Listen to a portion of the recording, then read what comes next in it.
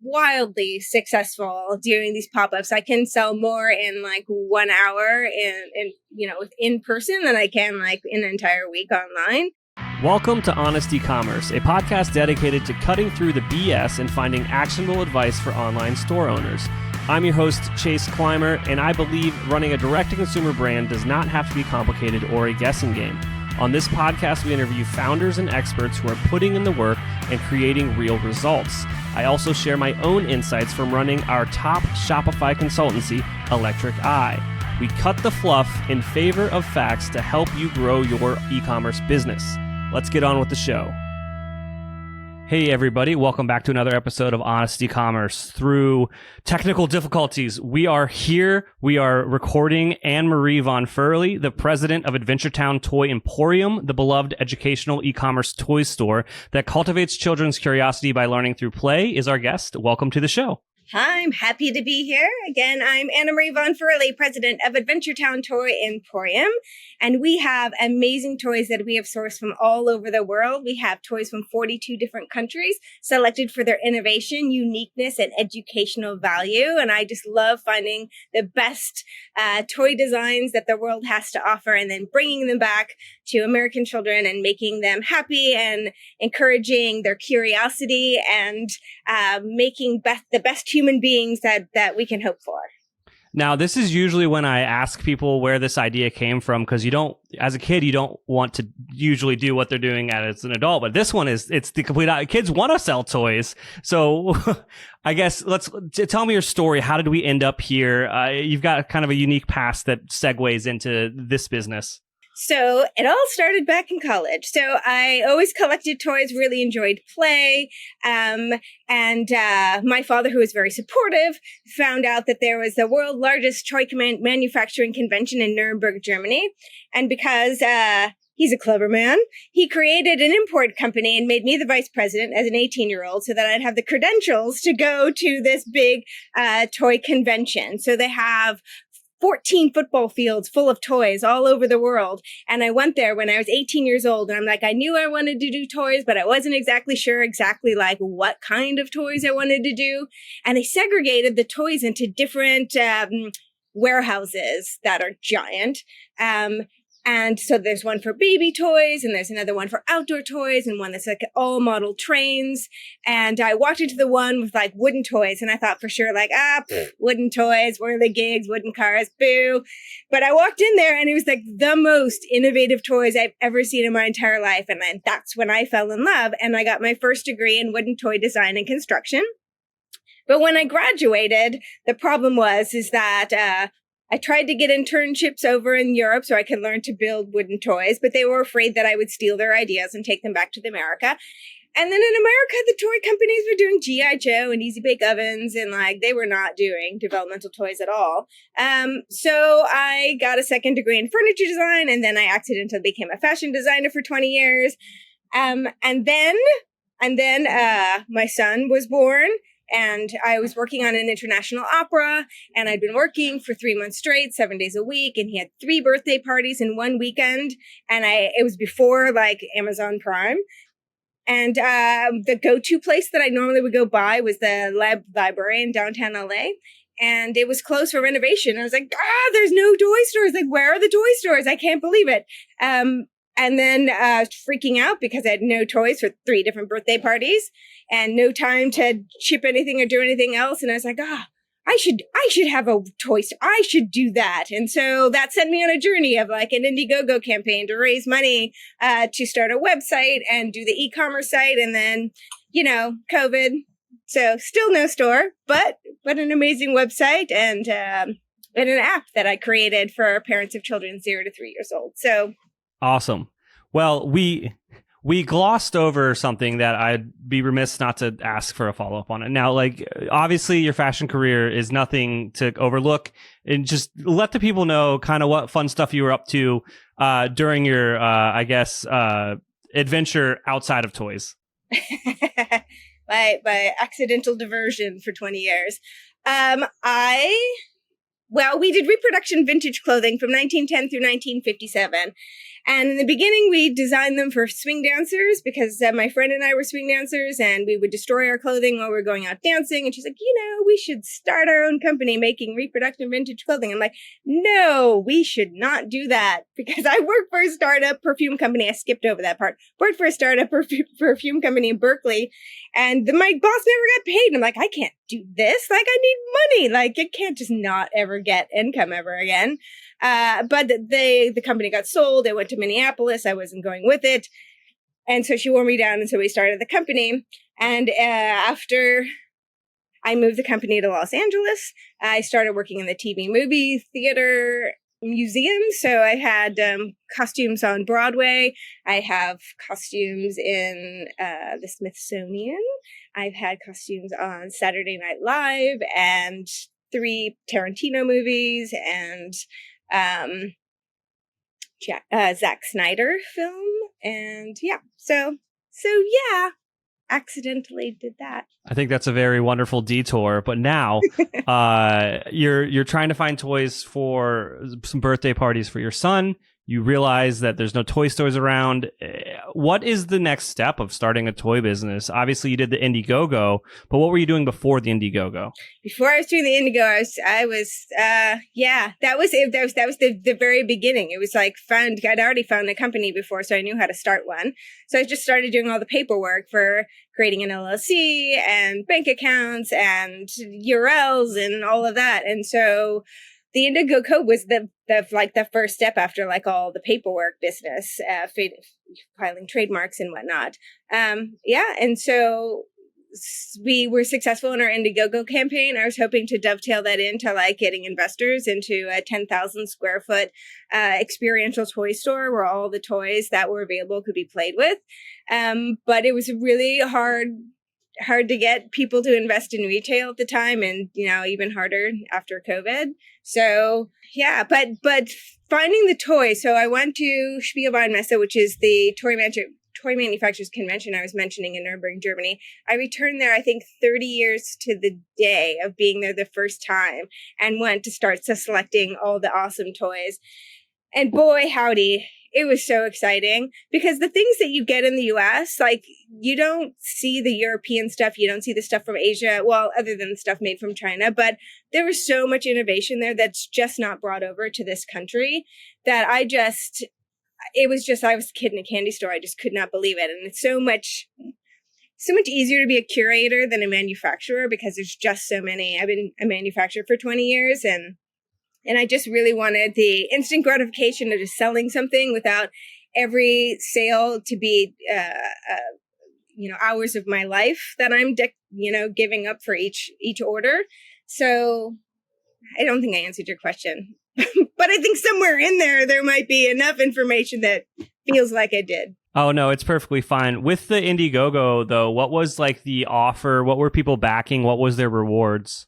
Oh, gosh. So what we did, the website, we divide all of my conceit with toys is that from 0 to 3, you really want to focus on developmental toys. So these are skills-based toys that are helping with child's development. Once they're around 4, they start picking up their interests, right? So we separated the toys out into different categories. So we have like makers toys. So these are the kids who like tinkering, engineering, like to build forts. And then we have another section for designers, and those are all arts related stuff. We have scientists, so all kinds of sciencey kids, like from anything from chemistry to nanotechnology to geology, astronomy, like that whole panoply of amazingness. Thinkers are kids who are like puzzles and games and brain teasers, and storytellers are the kids that do imaginative play. So stuffed animals, dolls, dinosaurs, whatnot. And those kids are your storytellers. And I believe through observation that seeing what types of toys kids are drawn to is like their sort of their future, right? So the kids that are really into like nature and science they're going to be your scientists, and the kids who are playing with imaginative play, whether it's G.I. Joe or even video games, like these are your storytellers. And you can just we invite parents to observe their children and find their interests, discover their interests, and then feed those interests to see what kinds of humans we create. Like what happens if every child's interests are cultivated over time, like what kind of human beings we'll have in the end.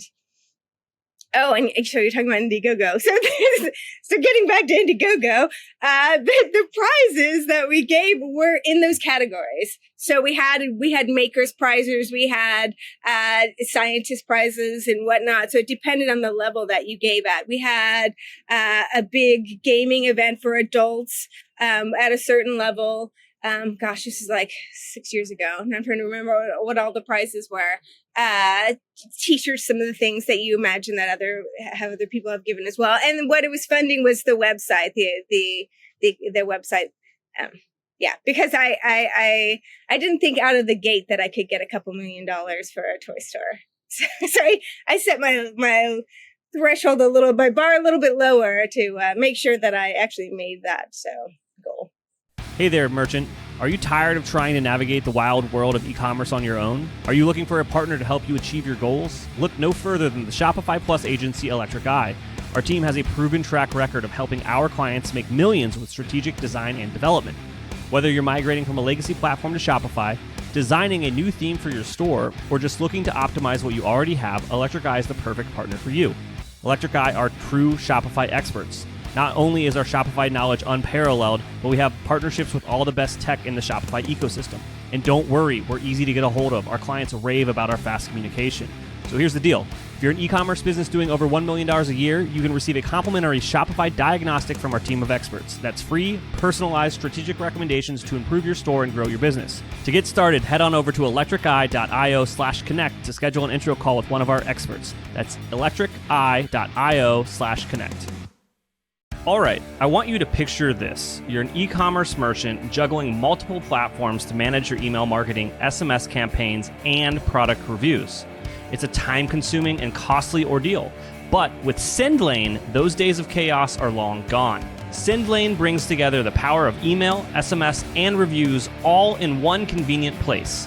So you can say goodbye to the hassle of separate tools and hello to simplified operations, increased efficiency, unified customer experience, and huge savings. And I haven't even gotten to the best part.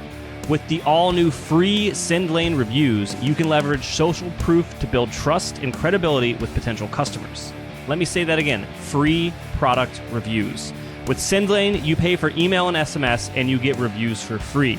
Sendlane understands that customer feedback is essential for the success of any e-commerce business. That's why they've made it an integral part of their platform without any additional cost to you.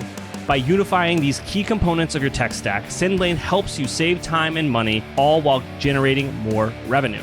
Don't let your e-commerce tech stack hold you back. Embrace the unifying force of Sendlane and take your business to new heights. Sign up today and experience the power of streamlined operations, increased efficiency, and revenue growth. Visit sendlane.com/honest to learn more and schedule your free consultation with a Sendlane expert. That's sendlane.com/honest. You have a successful launch. What happens after? Obviously, you got to fulfill your agreements with your backers, but then what? Then we start working on the designs of the website, start curating the toys, putting them in the different categories, working with designers to get all the visual collateral for the site. If you go on the website, we have an animated logo, we have all the different icons. I use the same designer who's just this amazing woman from India who's just got the most amazing vision. Oh, and you know what I did? The time I thought it would be really fun to use 99 designs. I don't even know if they're still around anymore, but basically like you put your idea out there and then a bunch of different graphic designers send over their ideas. And because I didn't really have a fixed idea of what I wanted the logo to look like, I thought that would be a really interesting way just to see what other people, how they perceive it. And then I narrowed it down to her, and then her vision is just fantastic. And I ended up using her as well when we developed the app. And then from there, I tried to do a equity crowdfunding for the toy store, but that was less successful. So you found product market fit through the Indiegogo, and these things are, they're starting to sell online. How do you find customers beyond the Indiegogo? How do you scale the online business? How are you getting these curated products in front of new potential parents and children and fans? So while we were still trying to do the equity crowdfunding, we did pop-ups. We did over 200 different pop-ups around Los Angeles, and got the toys in front of parents in a smaller scale, wildly successful doing these pop-ups. I can sell more in like 1 hour in person than I can like in an entire week online. It's super validating, so exciting. What I love to do is because I think that children should be able to play with the toys before they buy them. So I set them up so they can be played with. And then the parents can see whether or not the children are engaged. And then while the children are engaged with the toys, they can say, oh, these are the different things that they're doing. For instance, there's this amazing mat with little nubbins on it, and each nubbin had a little tile with a letter on it. So not only did it have like this sensory feedback that was really soothing of like picking up the little tiles and putting them in the little nubbins, because it's silicone, it was soft, it just like was really soothing, but also it's because they had letters, they were building their fine motor skills, eye-hand coordination, they could learn to spell, color identification, like it was so much good. And I just sold the snot out of those because the parents are like, my kid loves it, and look at all the like educational goodness that is happening. So that's what we did until COVID, because then we could not be in front of people for 2 years. So that's a great transition. How did the pandemic change the trajectory of your business? March 2020, I even still have my calendar where we keep track of like, we were doing pop-ups, probably about 12 or 13 a month. And my calendar's frozen in time. I still haven't erased it because I just wanted to see like what like the before times look like. Had to pivot immediately from 90% of sales in person to 100% of sales online, which is really tough, because visibility has always been a challenge. Back in 1998, when I did my fashion business, like back in the day, I was grandfathered in. Like we were there in the beginning of e-commerce and never had any trouble like getting visibility, get 3 million hits a month. I was all fine. Now it's 20 years later. There are 10 trillion companies out there, and suddenly visibility is a hard thing. So not such an easy nut to crack. So reached out originally to parent groups, newsletters, social media, trying to get people. It was right around Easter. Nobody could go to Easter store or go to toy stores to buy Easter baskets. So found a way to change what we used to do in real life, which would be a Easter basket bar. Tried to translate an Easter basket bar, which is like a salad bar where you could pick all the components in your basket and then pay for it. Had to turn that into something that could happen online. So spent 18 hours a day with developers trying to like break the template in the website to make it happen. And then that was all very well. Parents said, you saved Easter, hooray. And then August came around and the second wave of COVID hit. And I'm like, oh man, this isn't going anywhere. And knowing that 80% of the brain is developed in the first 3 years of life, I knew that the kids that were the youngest now was going to be like more profoundly affected than anybody, because that's a use it or lose it situation. So decided that I needed to do something to help them. So created an app for parents of children 0 to 3 years old to help optimize their child development with play-based exercises and milestone tracking, and then a subscription box because we're a toy store and we've got 3,000 toys, and we can pinpoint the different toys to put in the boxes to tailor to each child's developmental needs. And so that's really been transformational, because still now we don't know whether or not we can open our store, but this subscription box that is the only one that's available that tailors to each child's unique developmental needs, whether they're delayed or on track, advanced or asynchronous. Like this is actually feels like to me like this was where I was always supposed to be, because I studied so much child development when I was getting my toy degree, and I never could quite figure out like how to dovetail like toys and child development and helping children. And now I feel like it's all sort of come together, and it's like, this is my calling. This is my journey, my legend. So if I'm a parent and I'm listening to this podcast and I'm excited to see all the awesome toys that you have, where should I go? Oh, so the Adventuretown Toy Emporium is our toy store, and the URL for that is adventuretowntoys.com. And if you are a parent of a child who is under 3 years old, I can help them with their child's development by going to fledglingsflight.com. Awesome. Annamarie, thank you so much for coming on the show today. Yay! Well, thank you for having me. We can't thank our guests enough for coming on the show and sharing their knowledge and journey with us. We've got a lot to think about and potentially add into our own businesses. You can find all the links in the show notes. You can subscribe to the newsletter at honestycommerce.co to get each episode delivered right into your inbox. If you're enjoying this content, consider leaving a review on iTunes. That really helps us out. Lastly, if you're a store owner looking for an amazing partner to help you get your Shopify store to the next level, reach out to Electric Eye at electriceye.io/connect. Until next time.